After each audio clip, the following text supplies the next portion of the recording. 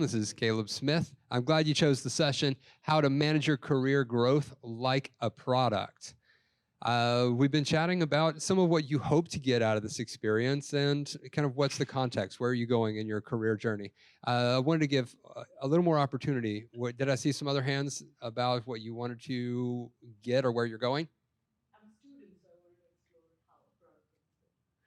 Nice. So just kind of looking at the beginning of like, where could this career track go? Okay, good. Well, let me tell you a little bit about where I am in my journey and what I hope to get out of the session.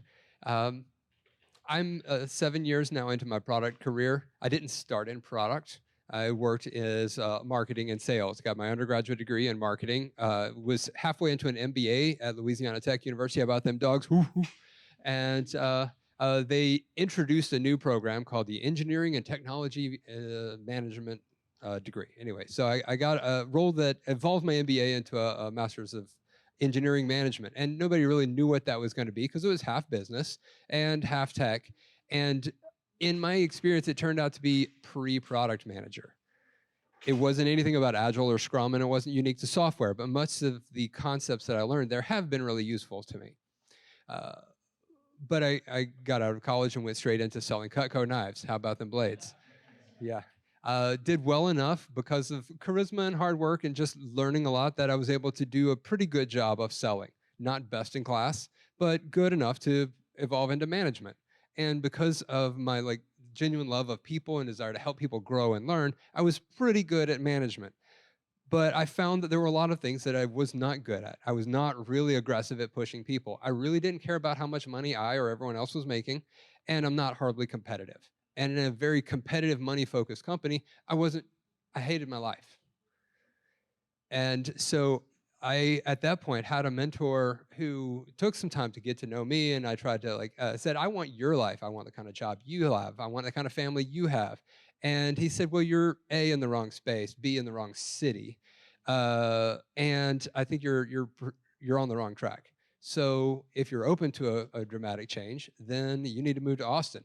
You need to find some other things. And I had another mentor that when I was new in town, who provided an opportunity for me. He was also a Louisiana Tech alum, so I got my first conversation because of the alum connection. Then I said, hey, I'm new in town. This is the experience and the education I have so far. Do you have a place that you would recommend me to plug in? And he said, I don't really have anything like that now, but I have this one little opportunity. If you're open to that, we'll talk about it. And I asked the next question of, you've sold 2 companies over 100 million each. You're doing something right. What is it that you do especially well? And he said, my core strength is that I understand people and I can put them in the places where they will excel. I said, well, here's my resume. What do you think for me? Speak to me, O prophet of placement. And he said, well, I don't see sales here. What I see is product. And I said, what's that? So he said, we don't have time to explain it right now, but you'll find out. And so that sort of started my journey. It took me 4 more years to get from sales-related things and sales consulting into product. But for me, it's been the right choice. Through that journey, certain mentors, certain training, skills that I needed to develop, and just understanding of the mechanics of product helped unlock the next step for me, where I couldn't kind of break through, or actually lost a job at one point because I was completely ignorant of Agile practices. And they saw that I'd been 2 years a product line manager, but then I had actually never worked on a real Scrum team before. And so I had no idea what the backlog was or what points were or what a sprint was. And it became readily apparent that I was going to have too long a learning curve. Other skills, great. But just the mechanics of doing the work was a huge gap for me. So we'll see how I filled that gap. And now, it's several years later, this is normal bread and butter. All right, so thank you to all of these groups. I can say that I've personally taken 2 classes from Pragmatic Institute, found them extremely helpful. Having come from a business degree and then most of an MBA, what I learned in 2 days training there was so dense, so rich, so well presented, and so applicable to business that it was readily worth the $2,300 I paid to get that. So relative to business classes, I thought it was money well spent.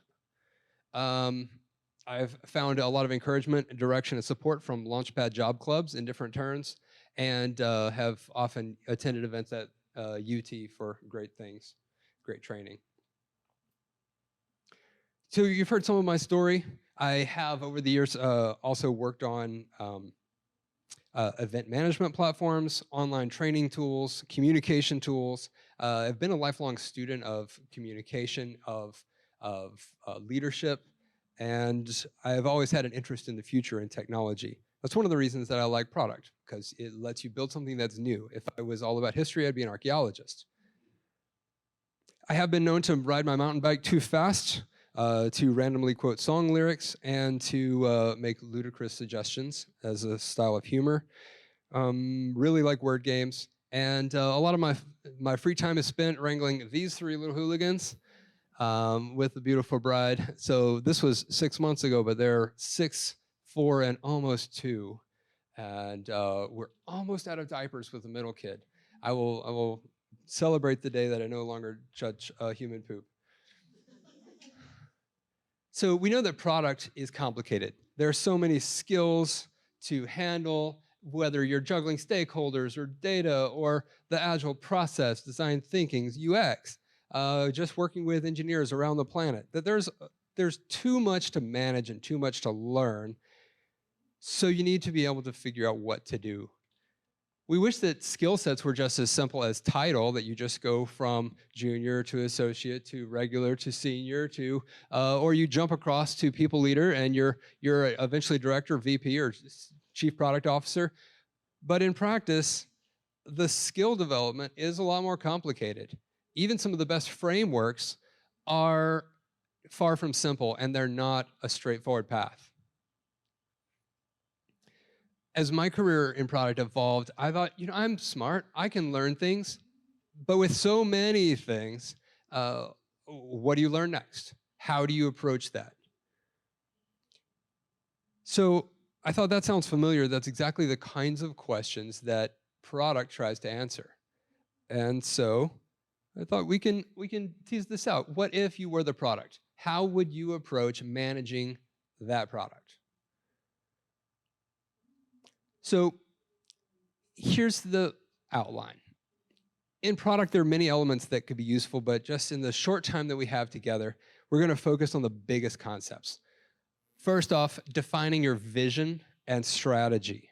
So this is the why, the root behind your motivation, the factors. It factors in the reality of who you are and where you want to go. We'll look at planning your roadmap. This is just the high-level picture, the milestones of what you want to achieve or the results that you want to see. And it gives you a general timeline or for targets of when you want to see this. We'll talk about managing the backlog or your work in progress, the WIP. This is how to break down your outcomes into workable bites and how to be realistic about how much work you can really do in a given amount of time. We'll talk about building, measuring, and iterating. This is skills skills and products develop faster by trying it out and learning as you go, rather than trying to solve or master it from before you attempt. So I'll only explain briefly the concepts and terms and try to spend as much of our time as possible letting you work on it, so that you'll group up with some partners, pull out a piece of paper, and try to put the framework to your life. So let's look at product vision. What is a product vision? It is a short statement describing the difference your product will make in the world. You'll notice some words are in bold because it is short. If it takes you more than a minute to read, you did it wrong. If it's more than one sentence, it's probably not a vision statement. It's a manifesto. Describing the difference, you want it to make an impact. your product, being clear about what you're doing, and a product vision. This is separate from like a company mission statement. When you apply it to yourself, a lot of times you call it a personal mission statement. So vision statement, mission statement, they're going to be synonymous here. That it makes in the world. So you think about what is the scope of impact. That is not just what it means for you, but maybe what it means for your family or the influence you want to have in your company and beyond. In contrast, product strategy is a little less about the big picture and more about some tangible choices. It gets more gritty. It's about how do you know what to do. We're going to look at 3 assessment tools you probably recognize: SWOT analysis, strengths, weaknesses, opportunities, threats; core competency; and analyzing the impact of effort using a matrix. Ready for this?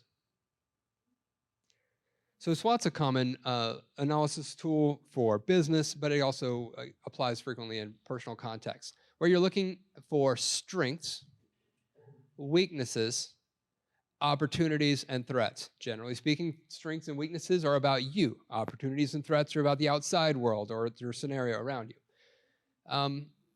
And I think you can be very specific or about saying, like, this is a skill that I have. Like, one of my skills is I write a great meeting agenda, or I ask the right questions. Or you could say one of my strengths is my ability to communicate well in English.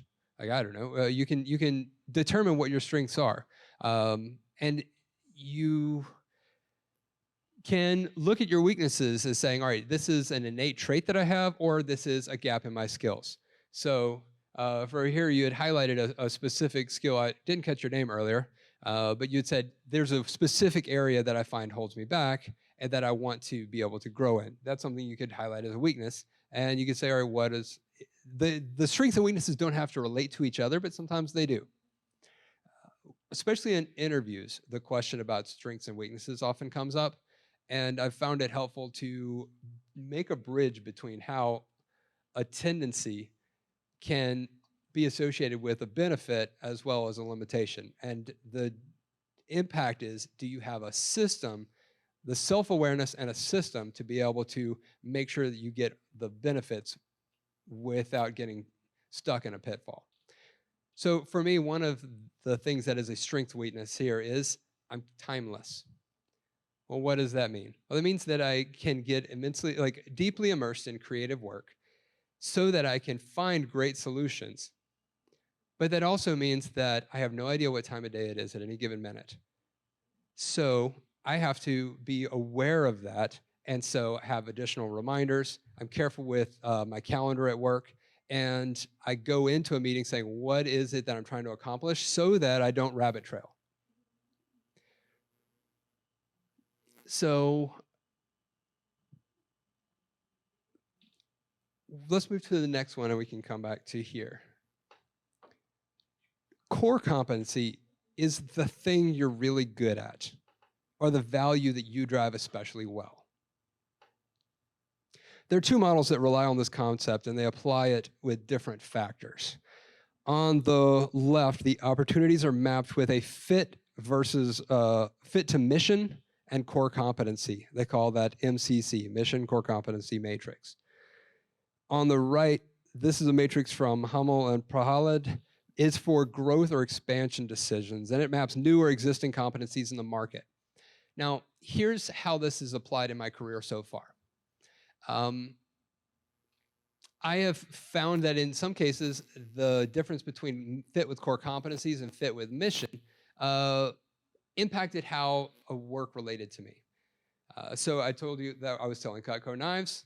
I was able to use some of my core competencies of leading people, building relationships with customers. But my sense of mission of wanting to be more about developing people or inventing something that was new, inventing a better way of doing things, was at odds with the just follow the method and sell the product that hasn't changed in 50 years. And so I found myself struggling with that sometimes just being in the environment was draining rather than life-giving. I have found that with the strengths, one tool that's been really helpful is called the Strengths Finder. Has anyone heard of the Strengths Finder? Okay. Was developed in association with Gallup, and it is one of the tools that I think was especially insightful for helping me understand or put vocabulary to the version of weird that I am. Everyone's a little bit weird, but having 34 themes of talent gave me enough words to describe how I can have a large network of acquaintances and not know who to talk to on a given weekend. Well, I'm fairly high in woo, love relationships with new people, and fairly low in relator, meaning I don't keep a lot of close friends to me. Things like that. Or why do I get so jazzed about new ideas? Well, ideation is number 2 for me. So I actually really do thrive on ideas a lot. Over here on this side, choosing developing market or developing competency has been especially important to me when I am in between jobs or trying to choose a direction for the next skill set. Over the last 4 years, I've been working mostly contracts. Contracts have the blessing of getting paid faster and getting more opportunity to dive straight into technology, and the downside of having a higher turnover rate. So I've worked 4 different contracts over the last few years, and each time I've had to make a decision: where will I invest my next section of time? Because the time that you spend working on a platform influences your specialty. So you have to decide: am I going to work in an existing competency or try to stretch for something new? Do I apply it in an existing market or stretch for something new? Just this past February, I took a new job. I returned to Charles Schwab, where I've worked twice before on contract, and it was an environment where I was very familiar with how to do the work. I knew the culture, I knew the tools. And even though I'm on a different team, it's very similar to a previous team, and so the onboarding was very fast. I don't actually know what all these words mean up here, but those are the ones that are on the model, so you have to look that one up on your own. But this concept of saying, am I going to stretch my skills in a new direction or not? I was also toying with diving deeper into a Salesforce platform specialty and pursuing certifications or credentials in that direction. But just made the choice that for me, the investment in doing something new was less likely to be as useful as staying the course. And then for effort to impact ratio matrix, especially when you're deciding what you need to do to grow, I find this style of thinking to be very helpful. For example, here's some things that I've done that have helped, and I mapped them by effort and impact. You can get a college degree, and that is high effort, fairly low impact on the actual outcome of your job. Especially depending on what your degree is or how long ago it was, it might not be relevant at all, but you just may or may not qualify for certain roles. My graduate degree was somewhat relevant, but also I graduated right before Facebook went public, like allowed non-students. And so its impact on marketing changed dramatically the year after I graduated. So there were a lot of things that just don't matter anymore. You find on the other end that there's a ton of work for a code boot camp, but it actually has a very strong correlation with your next job. You have low things that are like just online courses and books, university certificate programs. You could have a side hustle where you're working on some other project. You see that I put a certification up there, just a certified Scrum product owner, as something that took very little effort and time, but I feel has been very helpful in getting me the next job. I feel like if you can say, if you think that a certification choice could cut 1 week off your job search, then it's worth $1,000 easily. And I feel like it's cut several weeks off for me. So I also felt that the training was useful. I did it 1 day. It was $1,100. I walked away with certification and useful information. I haven't gotten a CSM yet, but I'm considering it. Pragmatic Institute, already talked about that one. Great training.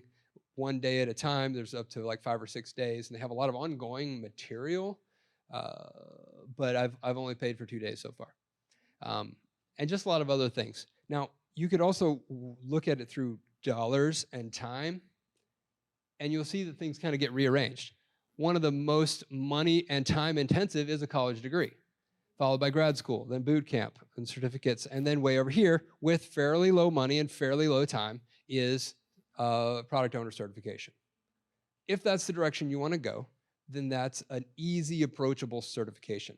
Now, not all of them are so easy. Being a a project management professional, a PMP, is a lot of work, a very hard test, and a huge amount of time that you need to spend to get that.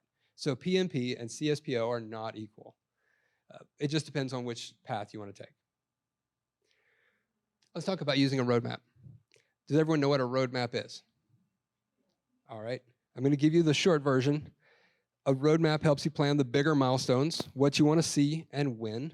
Typically, a roadmap looks kind of like this. It can look a lot of different ways, but you'll find a journey of time left to right, some sort of swim lanes of different types of projects, and generally rows that follow left to right, like a Gantt chart of things that are sequential. Especially, you'll call out dependencies where one project depends on another, or key milestones when you'll be able to deliver something. Now, in college, it's easy to have a roadmap because there are certain courses that are prerequisite for other courses, and you have a cadence within the school calendar that you can only do certain things at certain times. Outside of college, there are other courses or seminars that only happen certain times a year, and there are some things that take a long time to do, and so charting those on a roadmap help you be able to prioritize, spot dependencies, and get the overall sequence of what you're trying to get accomplished or learned.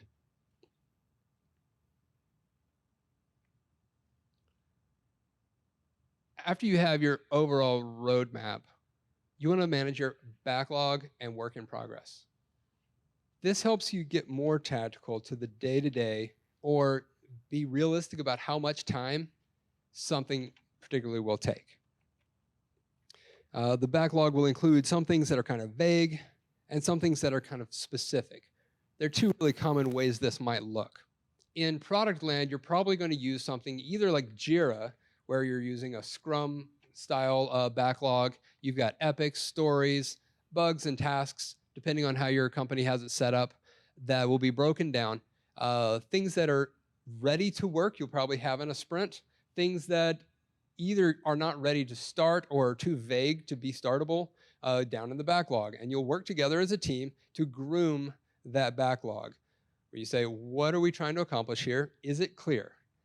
Can we do this within a reasonable amount of time? Is there a way to break it down so that more people could participate or that it can fit within a normal window of work? That's what grooming looks like. Now, another approach to handling a backlog is more of a Kanban style. Now, I think this is also an Atlassian product, but it's just laid out differently. You generally will have a to-do list that you can prioritize up and down. You have a in-progress list, and right up here, you see there's a max of 3, but there's 4 in there, and so it turned it yellow. The point is that you have a limit to work in progress. Is this familiar territory for everybody? What would this look like in person? Well, for me, I have a WIP limit for books that I have open at a time. So there are tons of books that I want to read, and especially coming out of today, I'll be asking people, hey, what's a book that's influenced you? And I'm going to come out with 20 different books that I'm not going to read at the same time. So I have a 3-book limit. I'll have 2 maybe audio books and a book open on my desk at home, and that's it. Because your brain can only handle so many at a time, or you just will never finish it. But one out, you can pull another one in. The difference is that you have some things that are limited by a window of time and others that are limited by how many of a thing you can do at once. So for me, it's books here. Over here, it's classes. I know that in a period of time, I only have enough time during a week or during a month or a quarter to fit in so many conferences or so many seminars or so much online training. So I will fit that into a window of time. And for books, I put it in something with a work in progress limit. Let's talk about build, measure, and irritate. Just kidding. Um, Agile is all about building just enough, listen to customers, measure success, and do it again better. I think we can be agile in our careers. It's, I think, an older mindset of the gold watch era where you start at a great, reliable company, 50 years later, you retire and get a gold watch. But the world changes too fast for that now. Companies change, roles change, people change jobs much faster. I think my wife and my mother are both very uneasy by the speed that I've changed jobs. So it's been an average for me about every 2 years, maybe a little faster than that. And so that's one of the things that I had to kind of forgive myself on and then choose to be tactical about. Say, I am going to invest an increment of time and make sure that as I go, I'm always being ready for the next iteration. That I'm trying to decide what will I learn while I'm here? How will I measure if I did a good job because I want to produce excellence in my work? And also that I'm ongoing learning. I went to Tom Singer's class earlier about networking, and I think it is really important to invest in relationships so that each place you go, you have not only the personal, like life-giving aspect of relationships, but the opportunities that can be opened by people that you know.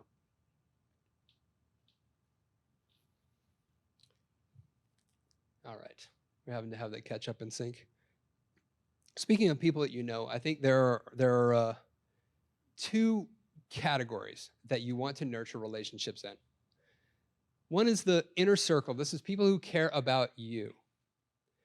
That could be trainers, where you pay them to care about you, and they teach you, whether that's a coach, whether that's hiring a class, or personal trainers, for example. Having a mentor, where you have a relationship where you are seeking them out and asking for input or wisdom on some things.